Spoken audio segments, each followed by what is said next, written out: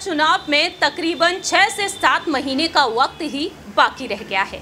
2024 में ये चुनाव होने जा रहे हैं और इन चुनाव से पहले देश के प्रधानमंत्री नरेंद्र मोदी के विजय अभियान को रोकने में जुट चुके हैं 26 राजनीतिक दलों के साथ साथ बाकी के अन्य दल भी। जी हाँ, 26 राजनीतिक दल जिन्होंने एकजुटता का संदेश दिया है, महागठबंधन हुआ है और इस महागठबंधन को नाम दिया गया है इंडिया।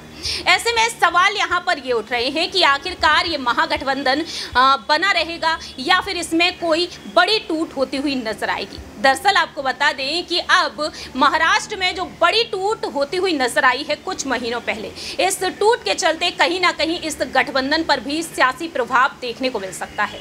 दरअसल एनसीपी के प्रमुख शरद पवार इस वक्त अपनी पार्टी के नाम और चुनाव चिन्ह को लेकर सियासी जंग लड़ रहे हैं और ये बात अब पहुंच चुकी है चुनाव आयोग तक। ऐसे में देखा जाए तो शरद पवार की बेटी और बारामती से सांसद सुप्रिया सुले ने एक बार फिर से खुलकर अपनी बात रखी है। नमस्कार, मैं प्रांशी राठौर और आप देख रहे हैं नेक्स्ट 9 न्यूज।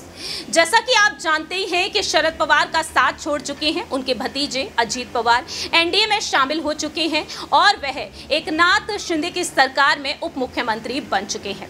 ऐसे में यहाँ पर सवाल खड़े हो रहे हैं कि जो अजीत पवार दावा कर रहे हैं कि एनसीपी उनकी है, एनसीपी पार्टी का नाम और चुनाव चिन्ह उनका है, उन्होंने दस्तावेज तक जमा कर दिए हैं चुनाव आयोग में। ऐसे में शरद पवार उनसे तल्ख टिप्पणी करने से बच रहे हैं, लेकिन सुप्रिया सुले ने यहाँ पर एक बड़ा बयान दिया है जिसके चलते सियासी सरगर्मियां तेज हो चुकी हैं। आपको बताते हैं कि आखिरकार सुप्रिया सुले क्या कहती हैं। दरअसल सुप्रिया सुले ने साफ तौर पर कहा है अपनी पार्टी को लेकर, उन्होंने दावा किया है कि एनसीपी में कोई भी बड़ी टूट नहीं हुई है। जी हाँ, सुप्रिया सुले ने अजीत पवार को लेकर साफ तौर पर कहा है कि अजीत पवार ने बस अलग कदम उठाया है। वह कहती हैं कि deputy CM Ajit Pawar NCP के वरिष्ठ नेता हैं। सुप्रिया सुले ने यह भी कहा कि शरद पवार राष्ट्रीय अध्यक्ष हैं और जयंत पटेल एनसीपी के महाराष्ट्र अध्यक्ष हैं। महाराष्ट्र के पुणे में एक कार्यक्रम में हाल ही में वह शामिल हुई और इस कार्यक्रम के दौरान उन्होंने कहा कि एनसीपी में टूट नहीं हुई, बस हमारी पार्टी के कुछ नेताओं ने अलग स्टैंड लिया है। हमने इस बारे में विधानसभा स्पीकर से शिकायत भी की है। मालूम हो कि 2 जुलाई के दिन अपने चाचा शरद पवार से अलग हुए अजीत पवार, उनके समर्थकों ने भी शिंदे सरकार में शामिल हो जाने के बाद यहां पर सियासत तेज कर दी। उनके 8 मंत्रियों ने शपथ ग्रहण की। वहीं इस मामले में दोनों पार्टियों ने चुनाव आयोग का भी रुख किया है। दावा किया गया है एनसीपी के 40 विधायकों का समर्थन है अजीत पवार के पास। लेकिन दूसरी ही तरफ देखा जाए, जहां एक तरफ अजीत पवार दावा कर रहे हैं एनसीपी उनकी है, पार्टी का नाम और चुनाव चिन्ह उनका है और अध्यक्ष वही है, वहीं सुप्रिया सुले यहां पर साफ तौर पर कह रही हैं एनसीपी के सहयोगियों का कहना है कि दोनों गुटों के बीच पूर्ण विराम नहीं हुआ।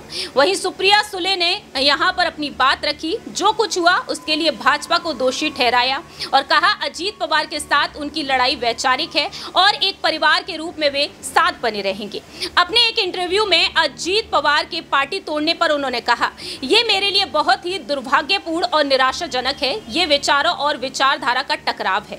सुप्रिया सुले कहती हैं, मैंने अपना चुनाव भाजपा के खिलाफ लड़ा, इसलिए जब हमारी टीम का एक हिस्सा इस तरह का फैसला लेता है तो पार्टी प्रभावित होती है, तो ये दुर्भाग्यपूर्ण है, एक भावनात्मक विभाजन है। आखिरकार राजनीति नीतियों और विचारधाराओं के बारे में है, ये कोई व्यवसायिक लेन देन नहीं है। मुझे यहाँ नौकरी करना और वहाँ जाना पसंद नहीं, यही बात हमें उनसे अलग करती है।